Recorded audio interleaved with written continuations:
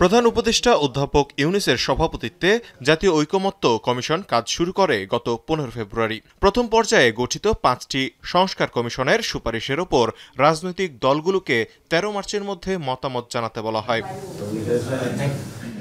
এরই ধারাবাহিকতায় ঐকমত্য কমিশনের সহসভাপতি অধ্যাপক আলী রিয়াজের কাছে সংস্কার প্রস্তাবের কপি জমা দিল জামায়াতে ইসলামী। সংস্কার প্রস্তাব জমা দেওয়ার পর জামায়াতে ইসলামীর সেক্রেটারি জেনারেল গোলাম পরোয়ার বলেন, সংবিধান পরিবর্তনে গণভোট ও সংস্কারের পর নির্বাচনী রোডম্যাপ চায় তার দল। নির্বাচনটা হতে হবে প্রপোর্শনাল রিপ্রেজেন্টেশন, পিআর পদ্ধতি, সংখ্যানুপাতিক পদ্ধতিতে। গণপরিষদটা প্রয়োজন হয় একটা দেশে, একটা নতুন সংবিধান প্রয়োজন হলে একটা কনস্টিটিউশন কাউন্সিল গঠন করা হয়, গণপরিষদ। তো সেই কাজটা অনেক সময় পার্লামেন্টে করতে পারে, প্রয়োজন গণপরিষদে হতে পারে, সবটারই সুযোগ সেখানে আছে।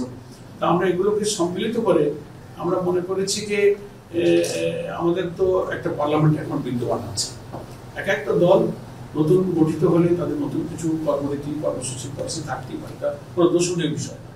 সেই ব্যাপারে আমরা আমাদের কিছু মতামত দিয়েছি, গণভোটের ব্যাপারে আমরা আমাদের মতামত দিয়েছি। এ সময় ঐকমত্য কমিশনের সহসভাপতি আলী রিয়াজ বলেন, 15 জুলাইয়ের মধ্যেই সব কাজ শেষ করতে চায় সরকার। এর উপর চাপের কোনো প্রশ্ন আমি দেখতে পাই না।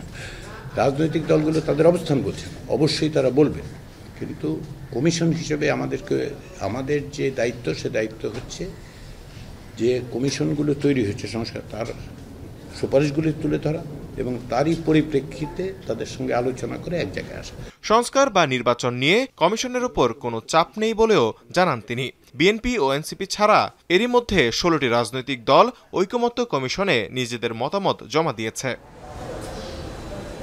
তৌহিদুল তারেক, এখন, ঢাকা। সানবিট সব দিবে সামাল। সানবিট ম্যাজিক প্রেস ডিশওয়াশিং এর মাথা ঘোরানো সলিউশন।